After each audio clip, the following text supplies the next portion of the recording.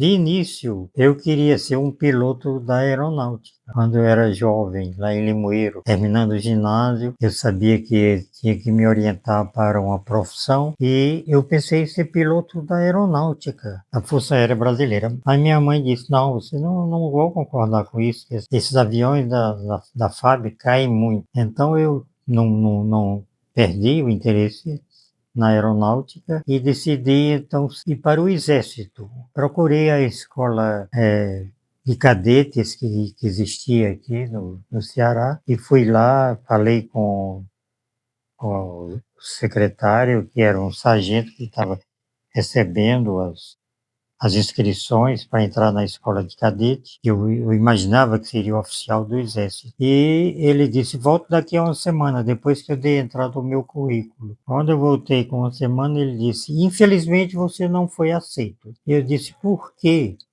Ele disse, uma dolorosa interrogação. Eu fiquei sem saber por que eu não consegui entrar na escola de cadete. Então, a partir daí, como eu não podia entrar no Exército por causa dessa situação que foi criada, eu não sei porquê, e decidi então que ia fazer medicina. Aí comecei a estudar para o vestibular de medicina da Faculdade de Medicina do Ceará, que na época era uma faculdade particular. Ela não era ainda uma federal, era particular mantida pelos professores médicos daqui de Fortaleza. Então eu me preparei para o vestibular e consegui passar no vestibular. Eram 80 vagas e eu consegui entrar entre os 10 que entraram nessa turma, primeira turma, que foi em 1900 eu acho que 1950, 49, por aí. Assim eu entrei na medicina.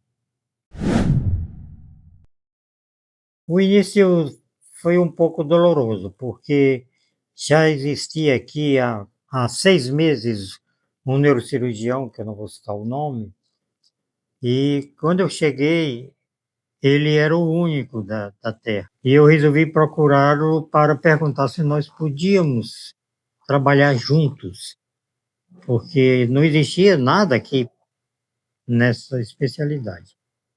E a resposta dele foi que não, as nossas escolas são diferentes, eu não quero trabalhar com você. A minha escola é alemã e a sua é lá de Porto Alegre. Então eu fiquei sozinho, quem me auxiliava eram os professores da faculdade, que me receberam muito bem. E os meus resultados foram inicialmente bons e eu consegui me manter, mesmo sem auxílio de outro colega especialista. A neurocirurgia representa ainda muito para mim, porque eu ainda não consegui me desligar da neurocirurgia.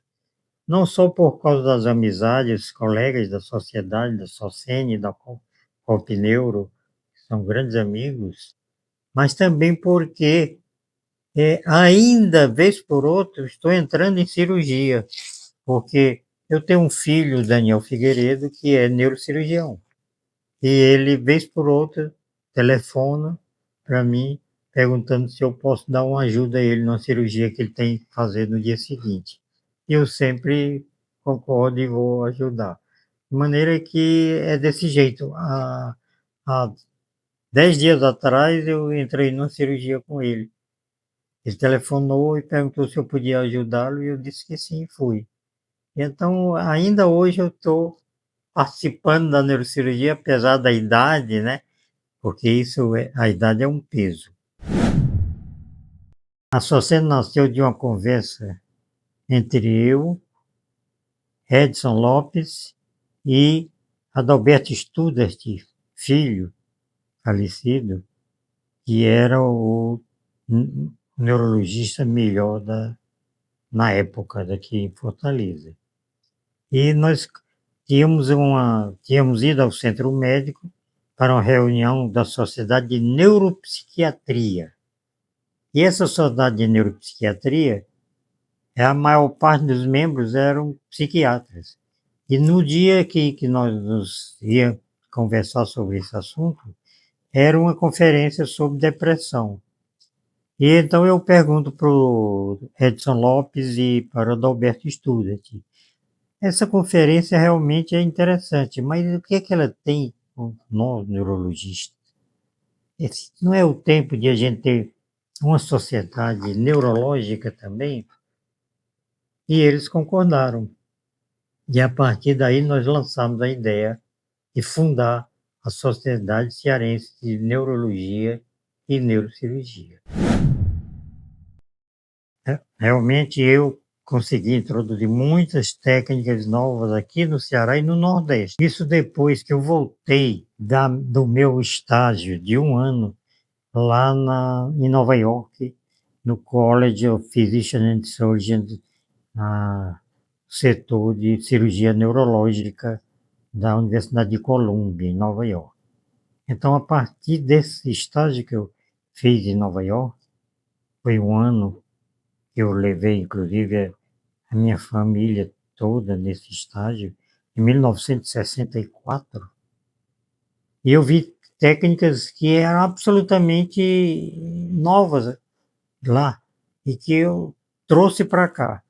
Então, por exemplo, eu consegui trazer para introduzir aqui no Ceará e no Brasil, por exemplo, a tratamento da hidrocefalia com válvulas.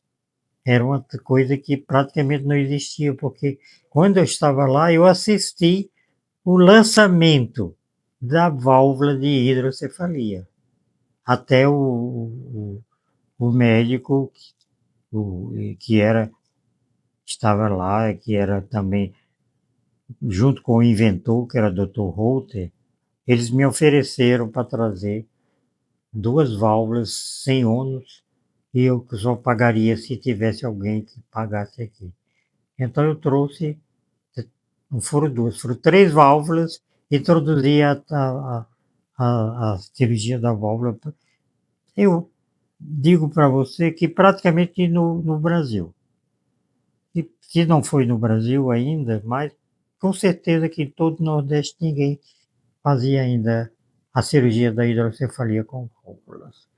Então, eu introduzi essa técnica e também a cirurgia do Parkinson, que eu aprendi lá em Nova York, a cirurgia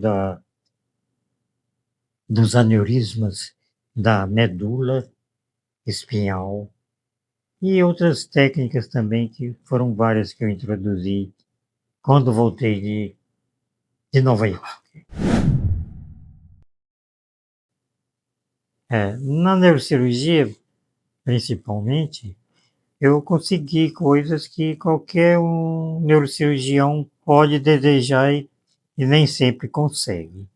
Eu fui presidente da Sociedade Brasileira de Neurocirurgia, fiz o Congresso Brasileiro de Neurocirurgia aqui em Fortaleza, em 1978. Eu fui fundador da Academia Brasileira de Neurocirurgia, junto com mais 40 ou 50 neurocirurgiões brasileiros. Presidente da Sociedade, da Academia Cearense de Medicina. E eu acho que consegui bastante, além de todos os congressos que eu consegui presidir, do ponto de vista nacional, eu posso dizer que tive um bom êxito no exercício profissional. Para os jovens neurocirurgiões, eu aconselho estudo, muita dedicação ao trabalho e, acima de tudo, sempre ter em mente que a primeira coisa que não só o neurocirurgião, mas o médico deve ter em mente é o cuidado com o seu paciente. Então isso eu sempre tive isso como uma meta a seguir. É ter muito cuidado, estudar muito, trabalhar bastante e ter muito cuidado com o paciente. Muita dedicação. E não esquecer que o paciente não está só, ele tem uma família, onde o especialista, o neurocirurgião, o médico, ele tem que dar assistência também aos familiares, tem que explicar as coisas e não deixar tudo na dúvida. Isso são as coisas mais importantes a meu ver. Eu escrevi esse livro com a ajuda do Marcelo Gurgel, que é o maior editor de livros que existe no momento no Ceará.